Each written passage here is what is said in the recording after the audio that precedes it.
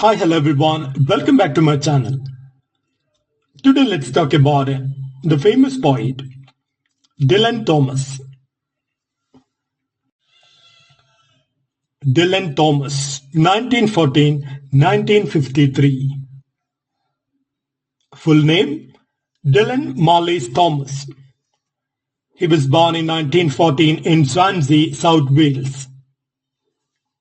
His parents' father, David John Thomas, was an English master at a Swansea grammar school, a rationalist atheist who introduced Dylan Thomas to Shakespeare and Milton at a younger age. And his mother, Florence Ann Williams, was warm, religious, a Welsh-speaking person and passionate about music and storytelling. And his sibling, Nancy Marley Thomas, was the oldest sister. Dylan Thomas is named after the word Dylan, who is a character in the medieval Welsh tale, the Mabinogion. Dylan Thomas was educated at a Swansea grammar school from 1925 to 1931. He disliked the mathematics and science, but loved English. Dylan Thomas was a school magazine contributor who published early poems and prose in a Swansea grammar school magazine. He read extensively at home, especially the Bible, Shakespeare, Gerald Manley Hopkins, Blake, and John Keats. Dylan Thomas left school at age 16, became a junior reporter at a South Wales Diary Post from 1931 and 1932, but he disliked journalism. He began compiling notebooks of poetry by age 17, later known as Notebooks, 1929-1934. Many later poems were revised from these early drafts.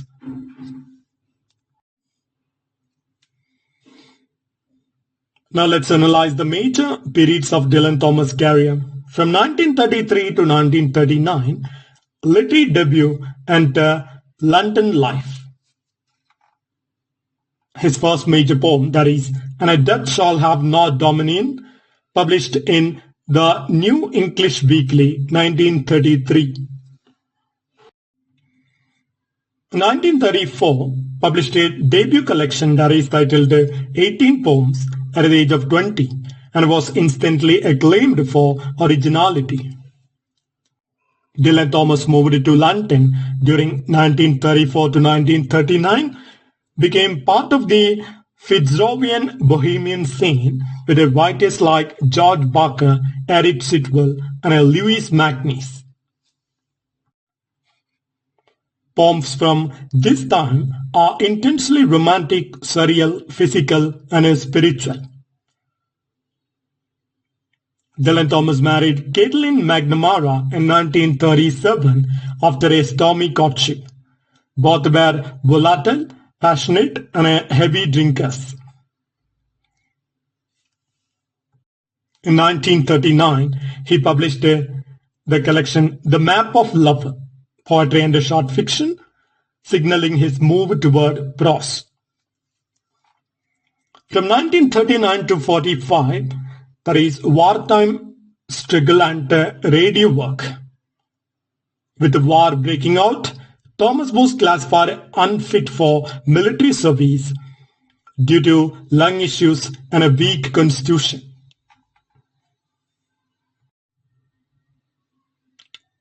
Thomas supported himself by writing scripts for documentary films, there is Ministry of Information, and radio features for the BBC. Then came out the book The Reminiscences of Childhood in 1943, and quite early one morning, 1944, established his unique autobiographical voice. Most significant prose output is The Portrait of the Artist as a Young Dog, published 1940, 10 semi-autobiographical short stories in a realist style. 1946 to 1953, Dylan Thomas Mathias, The Day Spent in Lawn, and a final box. Dylan Thomas settled with Caitlin and her children in a birdhouse in Lawn, a seaside village in Carmarthenshire. Dylan Thomas published the collection Deaths and Entrances, 1946, including post-war themes and lyrical return to childhood. We can see it happen in poems like Fern Hill or Refusal to Mourn the Death by Fire of a Child in London. Dylan Thomas conducted BBC broadcasts and gave popular poetry readings, developing his reputation as a spoken word master. From 1950, he undertook 4 lecture tours to the United States organized by John Malcolm Brennan, widely successful but physically exhausting. Dylan Thomas' best-known poems from this period include Do Not Go Gentle Into Thy Good Night, 1951 and 52, a villanelle written for his dying father. Then a poem in October, then Over Sir John's Hill, then Lament. Dylan Thomas also completed other works like Under Milkwood, a play for voices, in 1953, shortly before his death.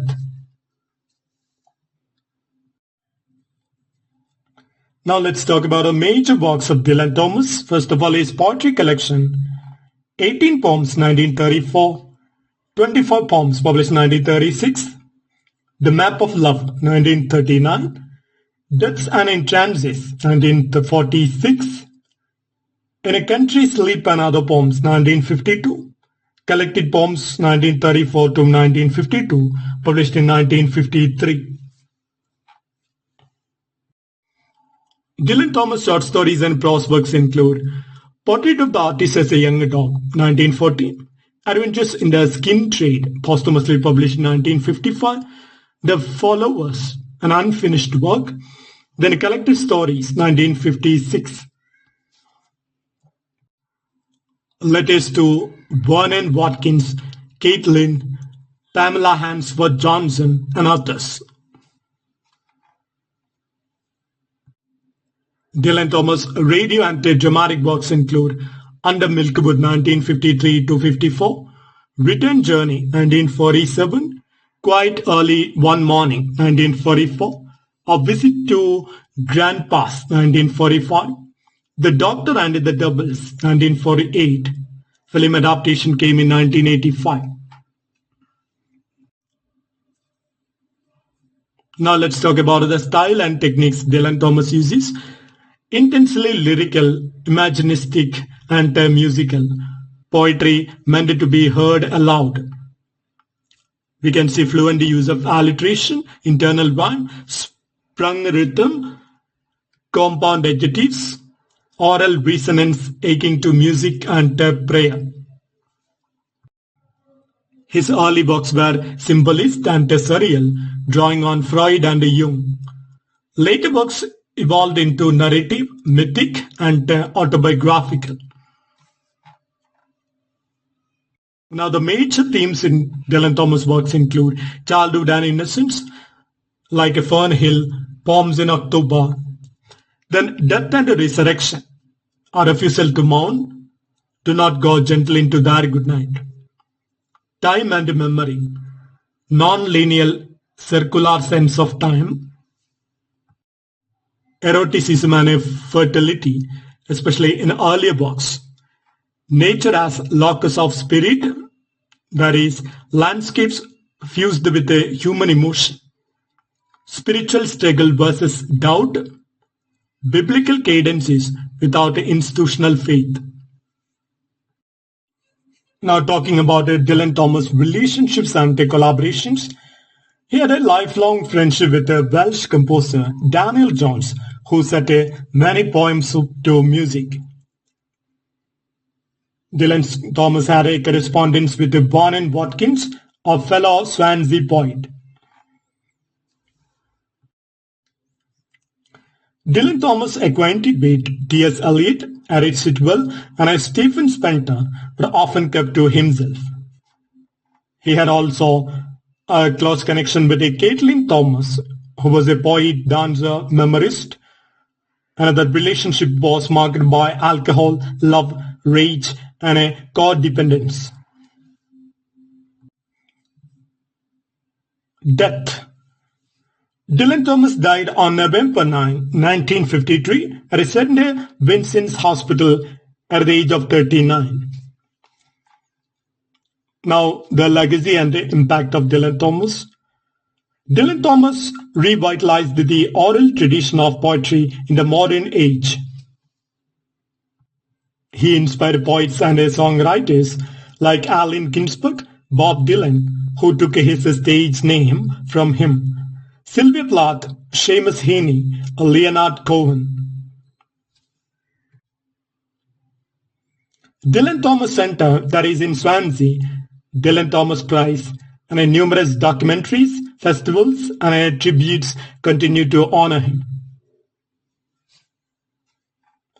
He is regarded today as one of the most influential 20th century poets in the English language, particularly for sound-based poetry. Now let's talk about the little known facts about the poet Dylan Thomas. Dylan Thomas wrote comic scripts with Marvin Peake that were never published. Dylan Thomas had never held a permanent job except a freelance work, often borrowed from friends and fans. He had over 90 radio broadcasts recorded by the BBC between 1937 and 1953. Dylan Thomas was deeply afraid of flying and crossed the Atlantic by boat every time.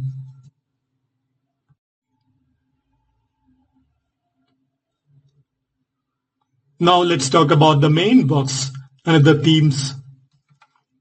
First poem, Do Not Go Gentle Into That Good Night. Themes include resistance to death, grief, and the dignity of human struggle. The poem passionately urges his dying father to fight against the quiet acceptance of death. It explores different kinds of men and how they each resist the dying of the light. The next poem, that is Fern Hill. Themes include innocence, passage of time, and a loss of childhood. Thomas reflects nostalgically on his youth spent in the countryside, portraying it as Edenic before the fall of time. The poem moves from joy to sorrow as he acknowledges that time eventually claims all. Next work, And a Death Shall Have No Dominion. Themes include resurrection, immortality, and a spiritual endurance. This poem draws on Christian and mythological imagery to suggest that death cannot truly destroy the human spirit. Despite suffering and physical decay, the soul remains unconquered. The next poem, Poem in October. Themes include self-reflection, nature, and memory.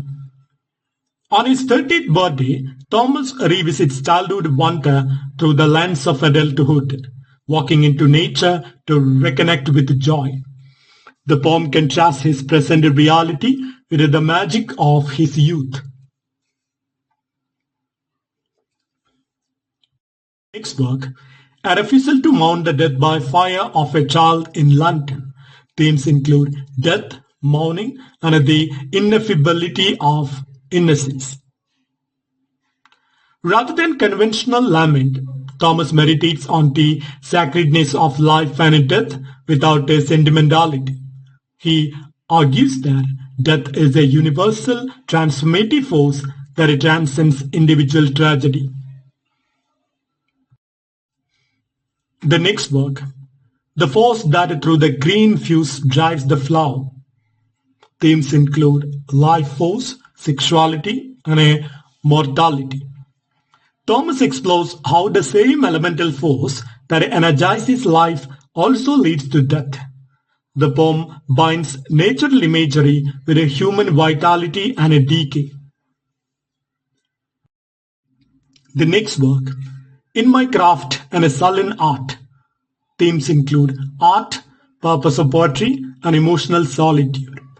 The poet claims he writes not for fame or recognition, but for those who love in the dark and cannot repay him. It is a statement of artistic integrity and intimacy. The next work, Love in the Asylum. Themes include madness, love, and a salvation. This poem portrays love as both a surreal and a redemptive, experienced within the confines of emotional chaos. The asylum is a metaphor for both a mental breakdown and the poet's need for human connection. The next work, that is Lament. Themes include aging, decay, and a disillusionment. A powerful depiction of a man's decline from virility and a command to frailty and death. Thomas uses dark humor and a vivid imagery to confront the inevitability of bodily ruin.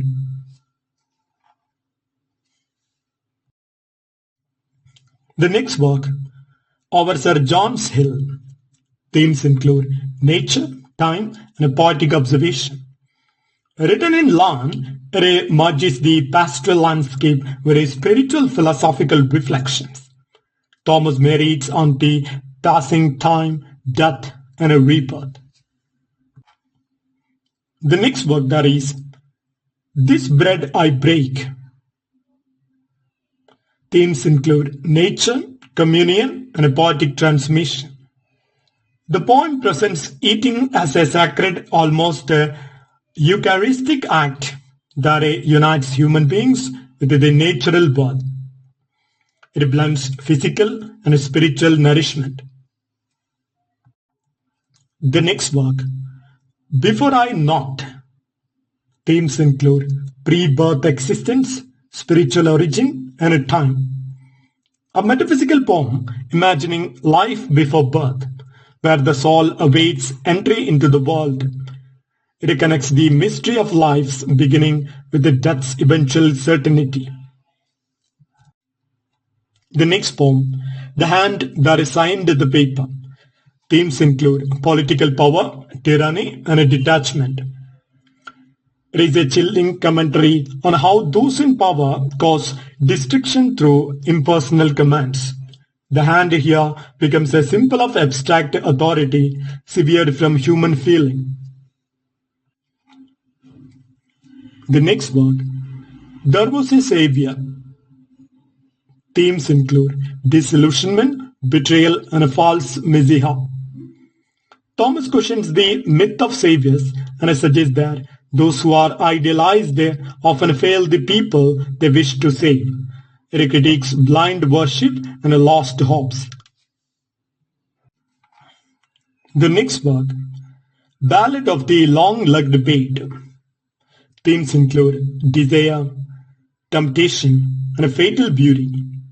This allegorical poem presents a fisherman ensnared by a mysterious woman who symbolizes sensual danger. It explores the fatal pull of beauty and lust. The next work, I See the Voice of Someone. The themes include lost youth, beauty, and mortality. The poem is an elegy to youthful vitality, lamenting how time erases even the most glorious moments. It's filled with the tension between physical splendor and inevitable decay. The next work, Vision and a Prayer. Themes include mysticism, structure, and a spiritual awakening. A shaped poem, also called a visual poetry, reforms an hourglass or chalice and explores themes of redemption and a divine vision. It is one of Thomas's most experimental religious poems. The next work, On a Wedding Anniversary. Themes include love, routine, and existential reflection. This poem reflects on a marriage grown cold or habitual over time, and is elegiac, meditating on the passion that once was and the emotional distance now present. The next work, After the Funeral, in memory of Anne Jones. Themes include grief, ritual, and the inadequacy of mourning. A proposal poem, Mourning is Aunt, expresses how conventional rituals fail to capture real sorrow. The speaker turns to poetry to articulate the depth of loss. The next work, If I Were Tickled by the Rub of Love. Themes include love, physicality, and existential anxiety. It is a complex meditation on love that intertwines desire with fear, mortality, and absurdity. It uses paradox and irony to probe the depth of human experience.